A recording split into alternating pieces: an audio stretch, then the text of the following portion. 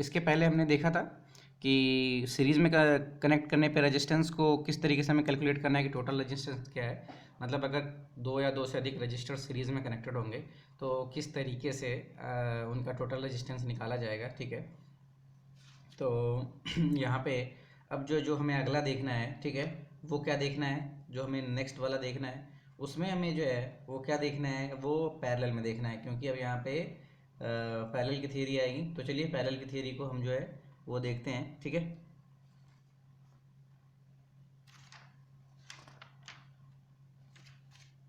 तो चलिए ठीक है, तो इसको हम देखते हैं। चलिए पैरेलल, तो कनेक्शन ऑफ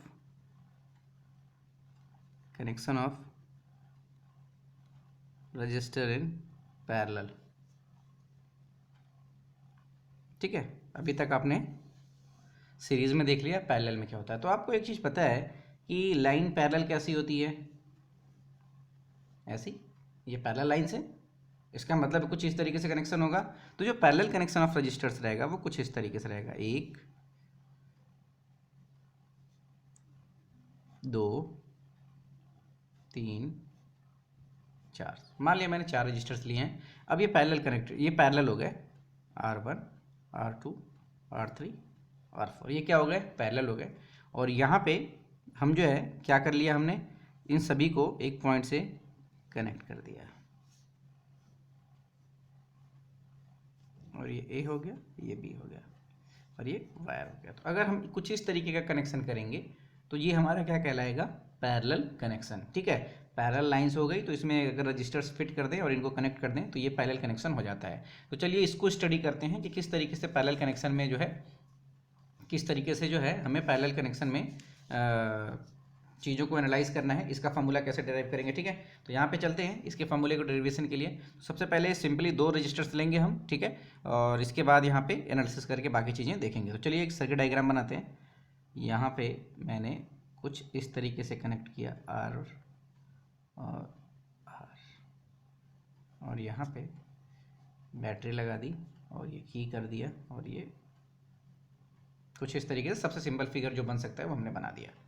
ये R1 R2 और ये वोल्टेज प्लस माइनस, और यहाँ से करंट जा रही है I। ठीक है, I मान लिया, I टोटल को I मान लिया। ठीक है, I टोटल ही ले लो, कोई दिक्कत नहीं, I टोटल। ठीक है, यहाँ पे ले लिया। अब चलो एनालिसिस करते हैं। यहाँ से अगर करंट जाएगी, मान लो यहाँ से वाटर फ्लो हो रहा है और यहाँ पे पाइप 2 भागों में बढ़ जा रही है, तो सिंपल सी बात है, ये जो करंट जाएगा वो 2 पार्ट में डिवाइड हो जाएगा। क्योंकि जैसे मान लो अगर आपने पानी का पाइप लगाया और यहाँ से 2 कनेक्शन दे दिए, तो कुछ पानी इधर जाएगा, कुछ पानी इधर जाएगा।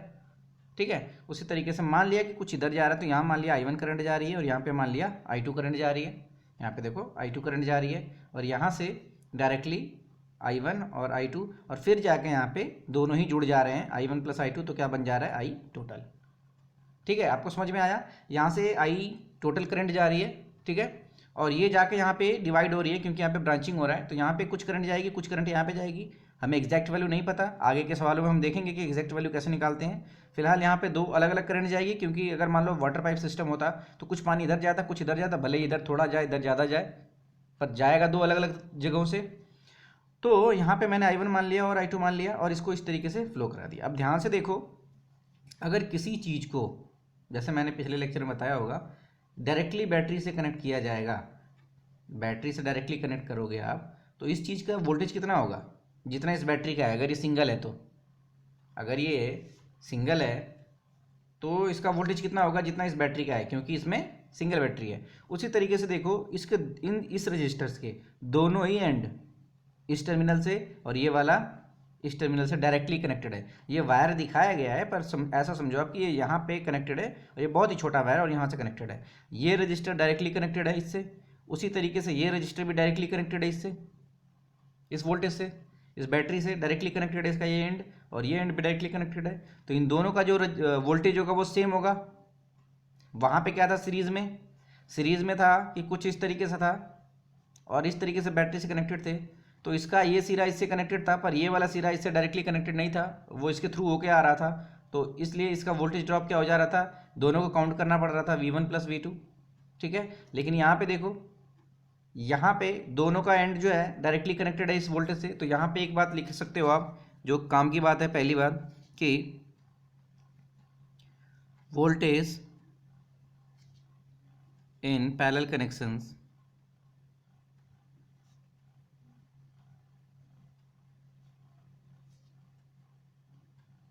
is same in all resistors.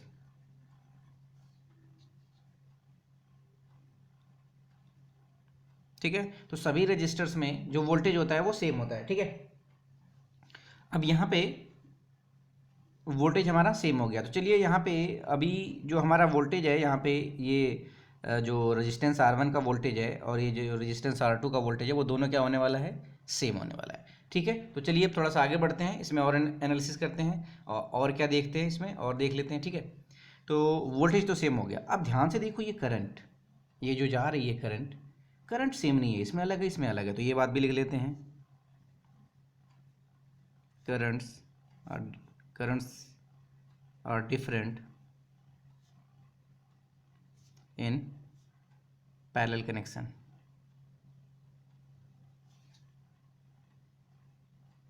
Connected resistors.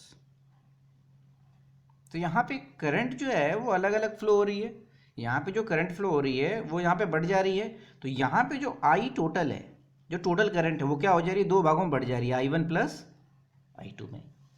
जो ये टोटल करंट है वो किस में बढ़ जा रही है, I1 प्लस I2 में। अब I1 क्या है, अभी आप याद रखो, V टोटल बराबर I टोटल R टोटल, ये याद रखो। तो यहाँ से I टोटल कितना आ जाएगा, V total upon R total.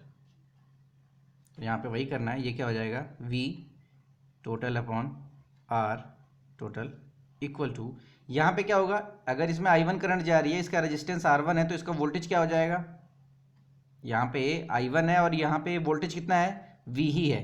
याद रखो दोनों का वोल्टेज सेम है, ये V टोटल ही इन दोनों का वोल्टेज है, क्योंकि दोनों के डायरेक्टली एंड से कनेक्टेड है बैटरी से, तो इनका वोल्टेज भी सेम रहेगा। तो यहाँ पे वोल्टेज कितना है, V। अगर V टोटल है यहाँ पे, तो यहाँ की इक्वेशन क्या बनेगी, V टोटल अपॉन R1। यहाँ पे जो I1 आएगा क्या आएगा, यहाँ पे देखो जो I1 आएगा वो क्या आएगा, इसके अक्रॉस वोल्टेज V टोटल और इसका रेजिस्टेंस R1, इसका रेजिस्टेंस R1 प्लस यहाँ पे V टोटल अपॉन R2, क्या हो जाएगा, R2। चलिए, तो यहाँ से V टोटल को कॉमन ले लेते हैं, तो यहाँ क्या बच जाएगा, 1 अपॉन R टोटल, और यहाँ से V टोटल को कॉमन लेते हैं तो अंदर क्या बच जाएगा, 1 upon R1 plus 1 upon R2, ये बच जाएगा। तो V टोटल से V टोटल कैंसिल हो गया। तो यहाँ से ध्यान से देखो, आपको एक फार्मूला मिल रहा है, और वो फार्मूला क्या है, 1 upon R total equal to 1 upon R1 plus 1 upon R2। तो ये फार्मूला आप याद रखोगे। ठीक है, ये आपका पैरेलल कम्बिनेशन का फार्मूला है। तो पैरेलल कम्बिनेशन का फार्मूला क्या है, 1 upon R total equal to 1 upon R1 plus 1 upon R2। ठीक है, तो ये पैरेलल कम्बिनेशन का फार्मूला है। ठीक है, तो इसको आप याद रखेंगे। ठीक है, यहाँ पे आप इसको याद रख लो। चलिए इसमें थोड़ा सा एक्सटेंशन करते हैं। अगर मान लिया हमारे पास ऐसे 3 रजिस्टर्स हो जाते, R1, R2 और R3, फिर कैसे निकालते, तो यहाँ पे जो 1 अपॉन R टोटल करते, क्योंकि हमेशा सीरीज में ऐसे ही 1 अपॉन में होगा, और ये 1 upon R1 plus 1 upon R2 plus 1 upon R3। तो ये क्या हो जाएगा, कुछ इस तरीके से R टोटल निकलेगा। अब याद रखो, यहाँ पे मैं एक एग्जांपल लेके आपको सॉल्व करता हूँ। ठीक है, फिर आप देखना कैसे सॉल्व करना है। मान लिया मेरे पास 2 रजिस्टर्स हैं, और ये है 2 ओम का, और ये है एक और कनेक्टेड है इससे 3 ओम का। ठीक है, और यहाँ से A और B दिया हुआ है। तो यहाँ पे आपको सर्किट भी बना सकता है या फिर खाली भी दे सकता है। तो पहले तो आपको विदाउट सर्किट वाले प्रैक्टिस करने हैं। तो इसका टोटल रेजिस्टेंस कितना होगा, चलिए, तो 1 upon R total equal to 1 upon 2 ohm plus 1 upon 3 ohm. अब इसको सॉल्व करते हैं आगे वाले को। तो ये कितना आ जाएगा, 3 प्लस 2 अपॉन 6 कितना आएगा, 5 अपॉन 6। तो यहाँ पे 1 upon R total equal to 5 upon 6। याद रखो हमें R टोटल चाहिए, ना कि 1/R टोटल। तो यहाँ पे आपको एक बार इसको रिवर्स करना होगा, R टोटल। तो ये क्या हो जाएगा, 6/5। इस बात को ना भूलें, यहाँ पे जो भी आएगा उसको रिवर्स करना पड़ेगा। क्या करना पड़ेगा, इन्वर्स करना पड़ेगा। चलिए, अगर मैं आपको यहाँ पे छोटा सा और एक हिंट दूँ, अगर आपके पास केवल 2 ही रजिस्टर्स हैं, तो चलिए हम उसके लिए सॉल्व कर लेते हैं R टोटल। तो ये क्या हो जाएगा, 1 upon R1 plus 1 upon R2। ठीक है, 1/R1 प्लस 1/R2। चलिए इसको सॉल्व करते हैं। तो ये हो जाएगा R2 प्लस R1 अपॉन, और नीचे क्या हो जाएगा, मल्टीप्लाई R1 इंटू R2। थोड़ा सा अरेंज करके लिख लेते हैं, R1 plus R2 upon R1 into R2। ठीक है, ये आ गया हमारा क्या, 1/R टोटल आ गया equal to R1 plus R2 upon R1 into R2। तो चलिए इसको अब रिवर्स करते हैं। जैसे ही रिवर्स करेंगे तो R टोटल मिलेगा, और जब इसको उल्टा करेंगे तो R1 into R2 upon R1 plus R2। तो ये भी कई जगह फॉर्मूला दिया होता है कि अगर केवल दो रेजिस्टेंस है तो डायरेक्टली उन दोनों का मल्टीप्लाई करो, उन दोनों के सम से डिवाइड करो, तो डायरेक्टली हमारा ये मिल जाता है। तो ये कहाँ से आता है, सिंपली इसको सॉल्व करने के बाद ही आता है, पर इसको हम जैसे याद कर लेते हैं। जैसे मान लिया यहाँ पे हमारा 2 और 3 था, तो यहाँ पे हमारा टोटल निकालते फिर से।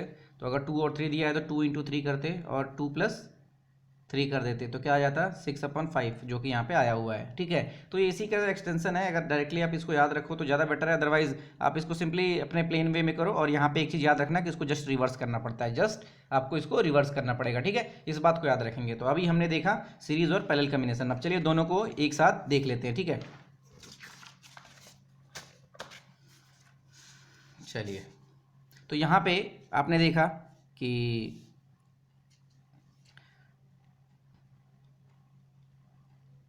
कनेक्शन ऑफ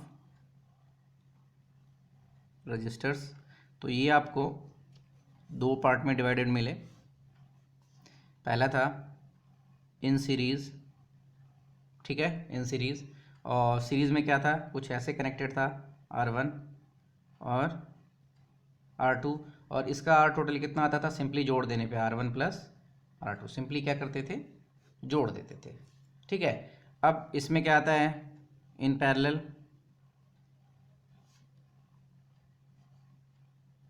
ठीक है, और यहाँ पे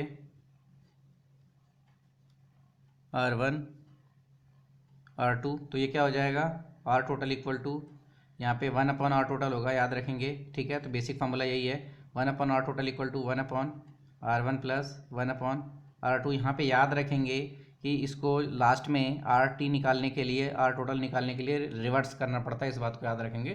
तो ये आपका मेन फार्मूला है दोनों, जिनका यूज़ होने वाला है बहुत ज़्यादा।